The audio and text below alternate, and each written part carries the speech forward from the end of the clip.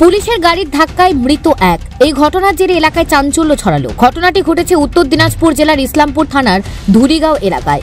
স্থানীয় সূত্রে জানা গিয়েছে, সুজালি গ্রাম পঞ্চায়েতের সামনে পুলিশের একটি গাড়ি দাঁড় করানো ছিল। গাড়িতেই চাবি রেখে পুলিশের গাড়ির চালক চা খেতে যায়।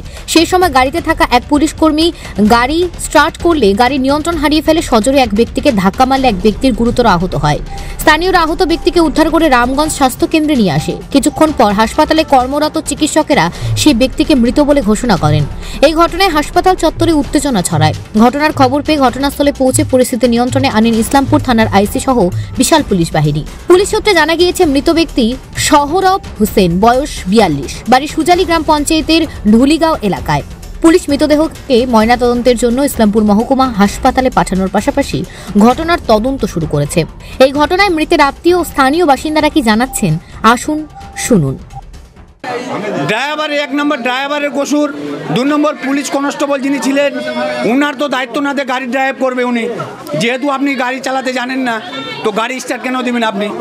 ওখানে আজকে একটা মার্ডার হলো, আমাদের দোকানের সামনে 2টা রাউন্ড দিয়েছে গাড়িটা। আমাদের বাচ্চা কাচ্চা ওখানে সবসময় থাকে, যদি আরও 2টা মার্ডার হয়ে যেত ওখানে, এটার দায় এখন কে নেবে?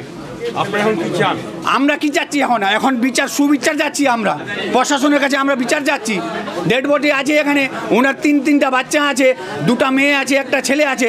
এখন প্রশাসন যে বিচার দিবে আমরা মেনে নিব, এখন তো আমরা আর কিছু করতে পারবো না। না, একটা পুলিশের কনস্টেবল পুলিশের গাড়ি এখানে চালাতে গিয়ে মহামান্তে একটা দুর্ঘটনা ঘটিয়ে দিয়েছে।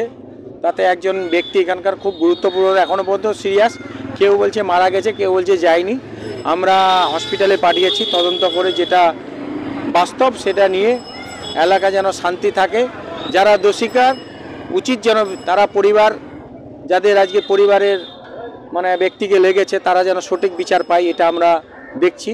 এবং পুলিশ প্রশাসনের কাছে আমাদের অনুরোধ, যারা গাড়ি ড্রাইভিং করতে জানে না, যাদের লাইসেন্স নাই, তাদের যেন আগামী দিনে এই ভুলটা না করে, এলাকা যেন শান্তি থাকে, এটা সবার কাছে অনুরোধ।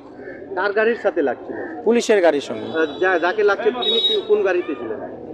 না, উনি তো এমনি বসেছিলেন, বসে থাকা এই অবস্থায়। পুলিশের গাড়িতে যে ছিল, যে তিনি ড্রাইভার ছিলেন না? না, মনে হয় প্রাপ্ত ড্রাইভার নয় তিনি।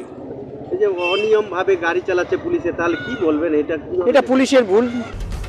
উত্তর দিনাজপুর থেকে অনুপ জয়সাবালের প্রতিবেদন, নিউজ টুডে।